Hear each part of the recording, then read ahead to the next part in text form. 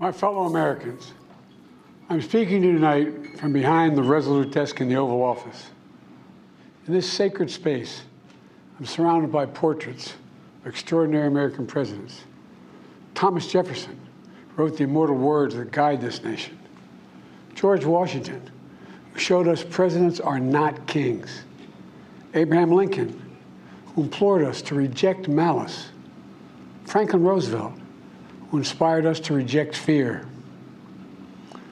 I revere this office, but I love my country more. It's been the honor of my life to serve as your president. But in the defense of democracy, which is at stake, I think it's more important than any title. I draw strength and I find joy in working for the American people. But this sacred task of perfecting our union is not about me. It's about you, your families, your futures. It's about we, the people. And we can never forget that. And I never have. I've made it clear that I believe America is at an inflection point. One of those rare moments in history when the decisions we make now will determine our fate of our nation and the world for decades to come.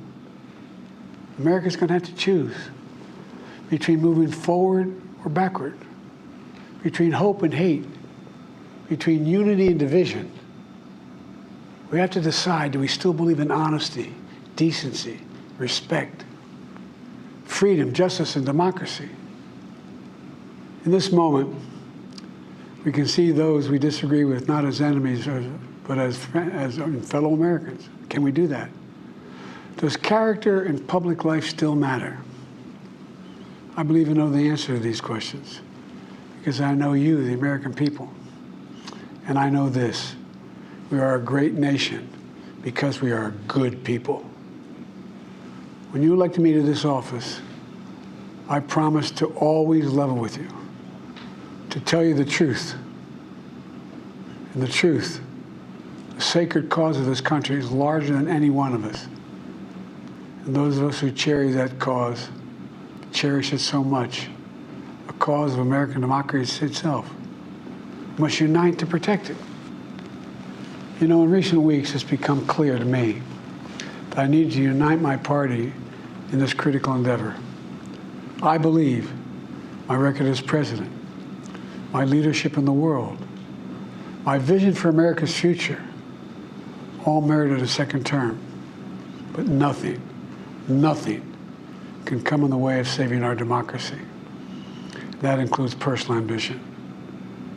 So I've decided the best way forward is to pass the torch to a new generation. That's the best way to unite our nation. You know, there is a time and a place for long years of experience in public life. But there's also a time and a place for new voices, fresh voices, yes, younger voices. And that time and place is now. Over the next 6 months, I'll be focused on doing my job as president. That means I'll continue to lower costs for hardworking families, grow our economy. I'll keep defending our personal freedoms and our civil rights, from the right to vote to the right to choose. I'll keep calling out hate and extremism. Make it clear there is no place in America for political violence or any violence ever, period. I'm going to keep speaking out to protect our kids from gun violence, our planet from climate crisis that is the existential threat. And I will keep fighting for my cancer moonshot so we can end cancer as we know it, because we can do it. And I'm going to call for Supreme Court reform because this is critical to our democracy, Supreme Court reform. You know, I will keep working to ensure America remains strong and secure and the leader of the free world. I'm the first president in this century to report to the American people that the United States is not at war anywhere in the world. We'll keep rallying a coalition of proud nations to stop Putin from taking over Ukraine and doing more damage. We'll keep NATO stronger, and I'll make it more powerful and more united than any time in all of our history. I'll keep doing the same for our allies in the Pacific. You know, when I came to office, the conventional wisdom was that China would inevitably surpass the United States. That's not the case anymore.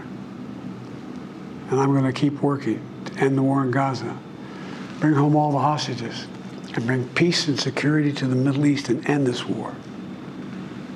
We're also working around the clock to bring home Americans being unjustly detained all around the world. You know, we've come so far since my inauguration.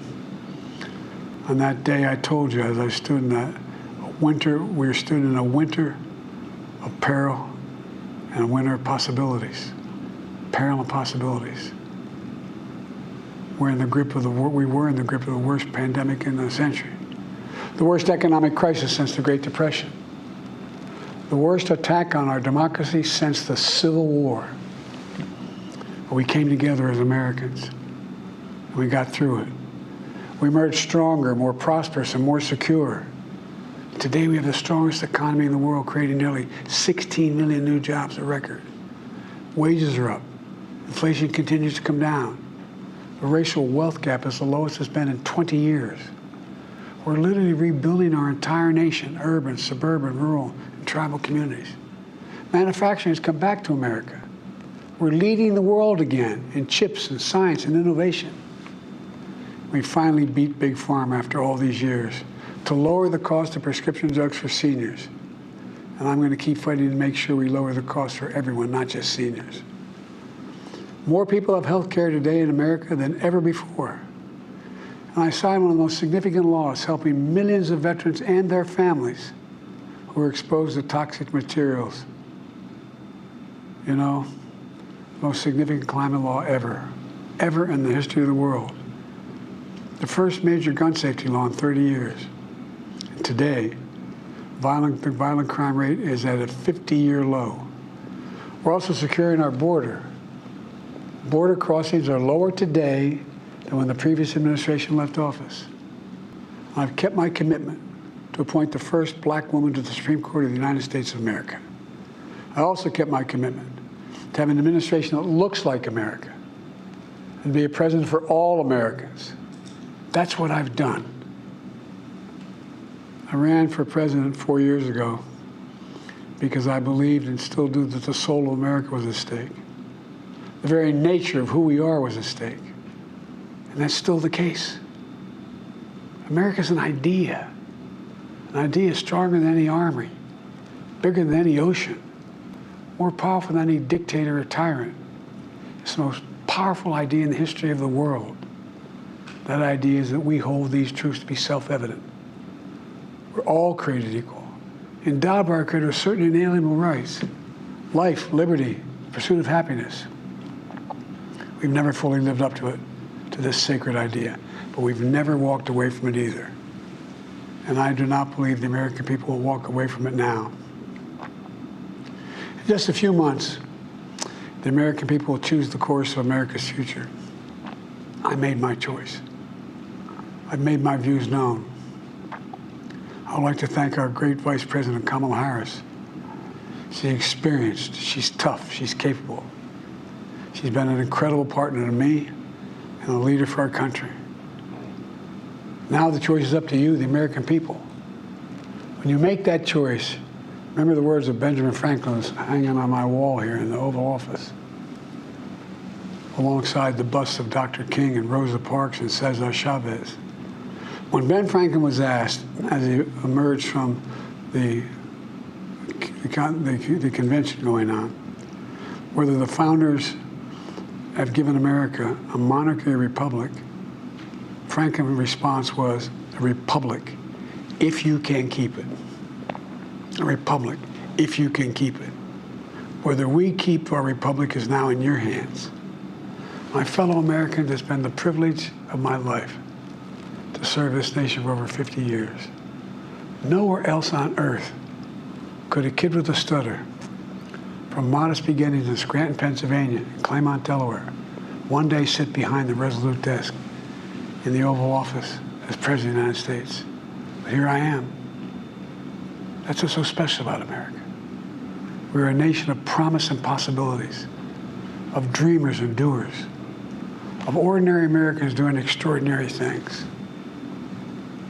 I've given my heart and my soul to our nation, like so many others.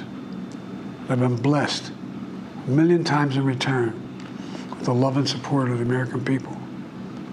I hope you have some idea how grateful I am to all of you. The great thing about America is here, kings and dictators do not rule, the people do. History is in your hands. The power is in your hands. The idea of America lies in your hands. We just have to keep faith, keep the faith, and remember who we are. We're the United States of America, and there's simply nothing beyond our capacity when we do it together. So let's act together, preserve our democracy. God bless you all, and may God protect our troops.